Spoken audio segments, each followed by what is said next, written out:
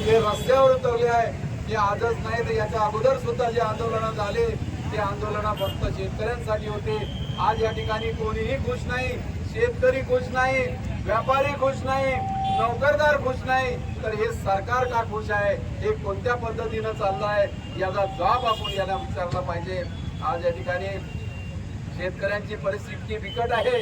की सोयाबीनला भाव नाही, कापसाला भाव नाही, कोणत्याच मालाला भाव नाही.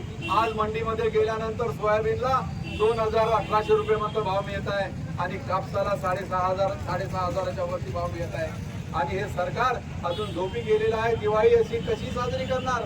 माझा शेतकरी असो का माझा शेतकऱ्याच्या भरोश्यावरच व्यापारी चालते आणि शेतकरी समजा नाखुश राहिला तर हे व्यापार किंवा हे बाकीचे उद्योगधंदे कसे चालणार याच्यावर लक्ष हे केंद्र सरकारने आणि राज्य सरकारने दिलं पाहिजे. परंतु हे सरकार नेतही सरकार आहे आणि या सरकारने आजपर्यंत कोणालाही स्वतःची पोळी भाजण्यासाठी सगळे कामं केले आहे. निवडणुकीत आश्वासनं दिले की आपल्या शेतकऱ्याला कर्जमाफ मुक्त करू. आज वर्ष उलटून सुद्धा आजपर्यंत शेतकऱ्याला कर्जमाफी झाली नाही. त्यावेळेस निवडणूक असताना निवडणुकीत माझ्या आई बहिणींना लाडकी बहीण म्हणून संबोधून सकट सगळ्यांना पैसे दिले.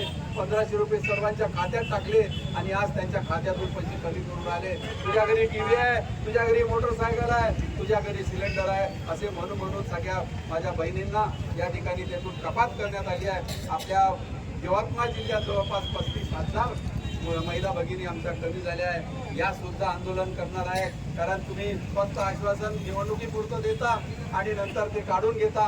ही धोरणात्मक बाब ही चुकीची आहे. याला आम्ही सर्व शिवसैनिक आणि या वनी विधानसभेतील सर्व नागरिक या ठिकाणी त्याला निषेध करतो. आज ही काळी दिवाळी आम्ही या ठिकाणी शिदोरी खाऊन या ठिकाणी साजरी करणार आहोत. माहिती आहे आम्हाला आमचा शेतकरी हा कोणत्या अवस्थेत आहे.